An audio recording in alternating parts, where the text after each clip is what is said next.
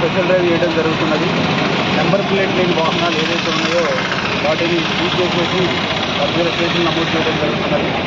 అలాగే proper registration లేని vehicles కానీ, లైసెన్స్ లేని వాహనదారులు కానీ, సెల్ ఫోన్ డ్రైవింగ్ కానీ, డ్రంక్ అండ్ డ్రైవ్ కానీ చేసిన వాళ్ళ మీద కూడా ఫైన్ ఇంపోజ్ చేయడం జరుగుతున్నది. అలాగే మేజర్ ఇష్యూ ఏంటంటే మైనర్ పిల్లలకు కూడా తల్లిదండ్రులు వెహికల్స్ ఇస్తున్నారు. ఆ మైనర్ డ్రైవింగ్ చేస్తే కూడా తల్లిదండ్రులకు మాత్రమే ఇష్టపడుతున్నది. ఇవన్నీ దృష్టిలో పెట్టుకొని పట్టణ ప్రజలందరూ కూడా ట్రాఫిక్ రూల్స్ పాటించాలని తెలియజేస్తున్నారు.